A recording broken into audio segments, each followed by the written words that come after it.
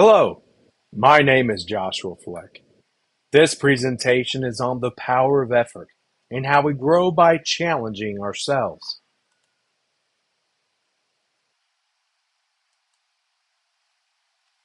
Here's a look at our learning objectives.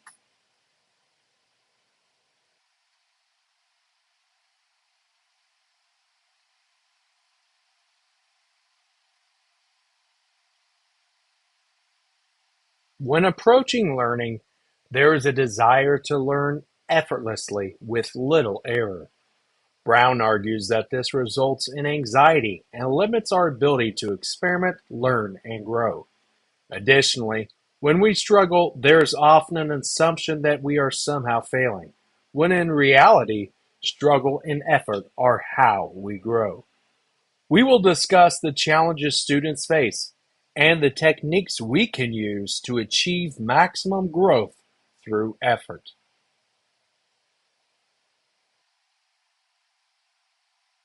Polls have shown that students report using study habits like rereading material because it is easier and makes them feel more productive.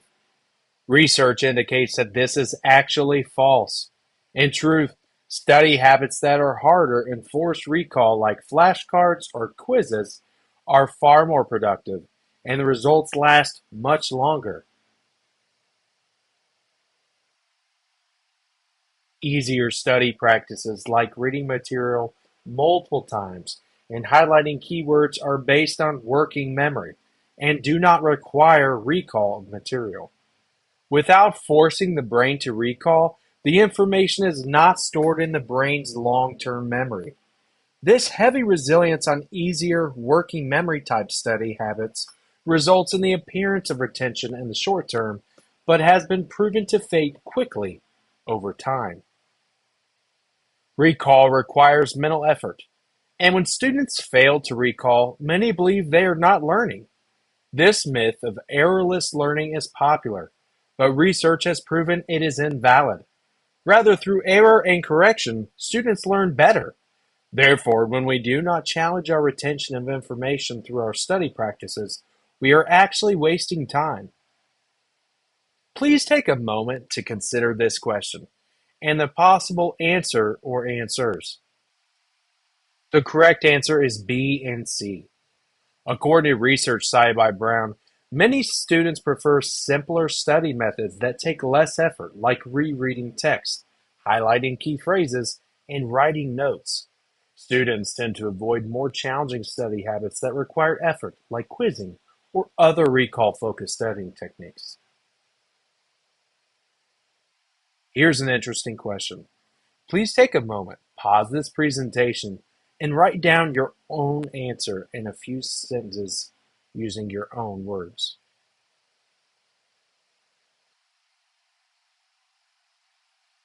There is no wrong answer here. There are different reasons why different students may prefer these methods. However, as mentioned previously, the main reason is that people are inclined to use methods that feel easier and take less time. As we have begun to discuss, this natural inclination is actually a form of self-deception.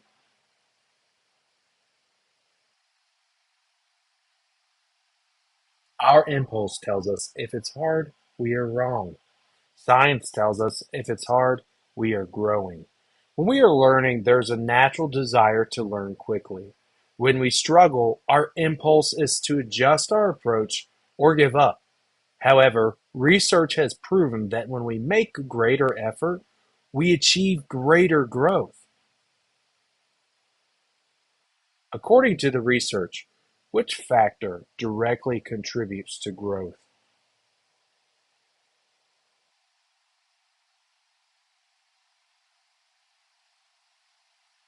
The correct answer is C. Continued effort will produce growth. Intelligence and genetics is where we start. Skillful study can help, but effort is what actually helps us to grow our understanding of new material. Growth is achieved when our brains develop neural pathways through strategies that force recall and test retention. Sticking to these strategies may be hard, but the results are proven through research. Review this question and consider your answer based on the previous slide.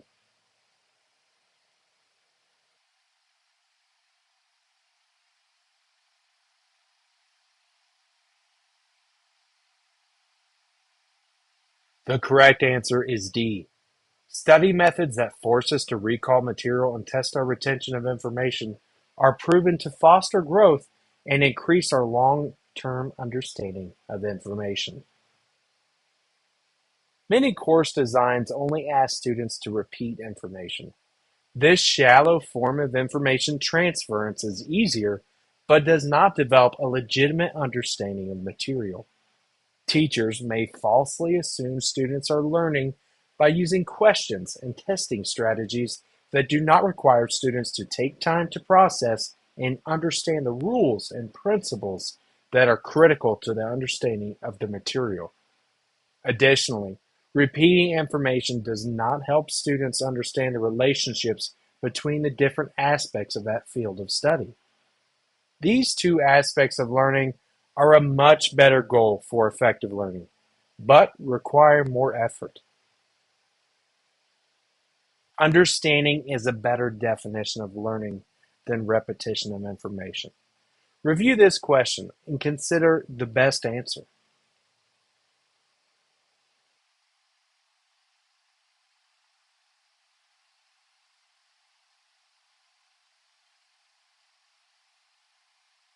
The correct answer is A. Understanding the principles of the idea and the relationships between its key components is a better definition of learning the idea than simply repeating it. This means making the effort to fully explore the idea, but results in a deeper comprehension. As mentioned previously, learning requires effort, especially learning on a deeper level of understanding. Read this question and take a minute to reflect on learning experiences you have had, where the course instructor simply asks for you to repeat information or select the right answer.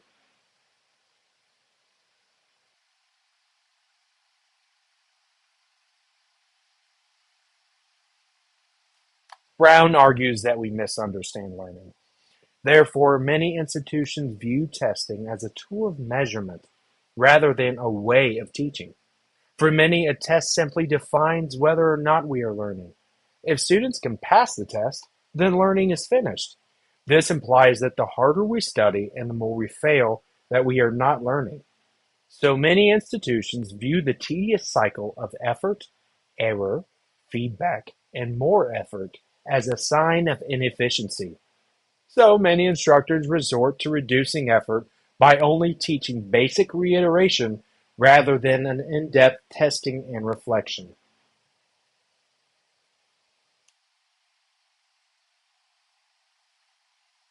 Firstly, we should fully embrace errors and use low-threat quizzing and testing to encourage retention and help us grow.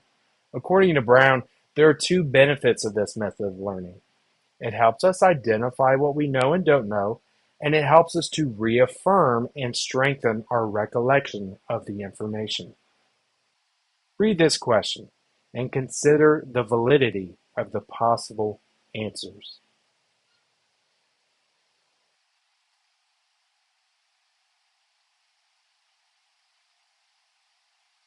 The correct answer is C. While we can use quizzing for measurement, that is not its best use. Challenge helps us grow, but stress and anxiety are wasted energy. School funding and recognition are also great things, but if our goal is to learn, then we need to identify what we are retaining and strengthen that retention. To reduce effort, we often simplify our approach by focusing on one subject or practice until we think we have it mastered.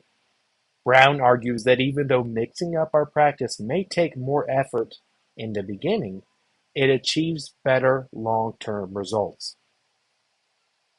Take a moment to ponder this question. Which practice achieves more immediate results?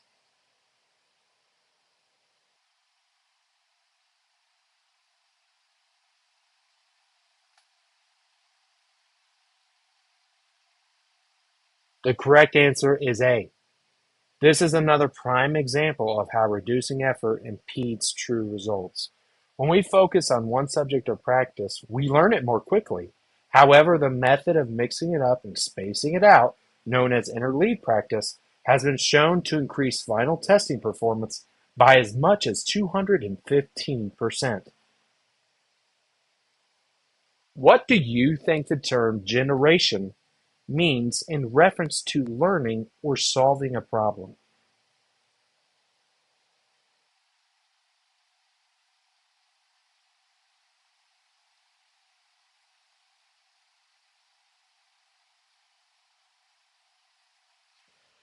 When we struggle to solve a problem, even though we don't have the information, we are priming our mind to look for the answer.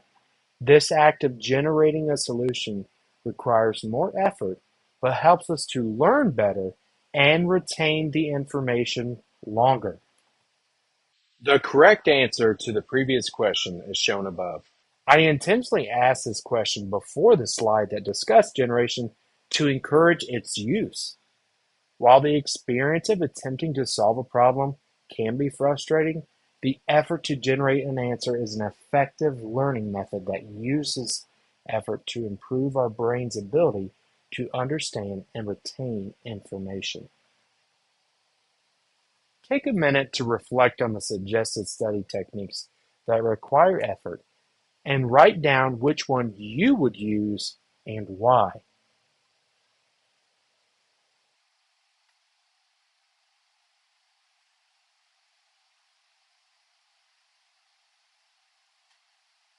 All of the techniques bring their own benefits.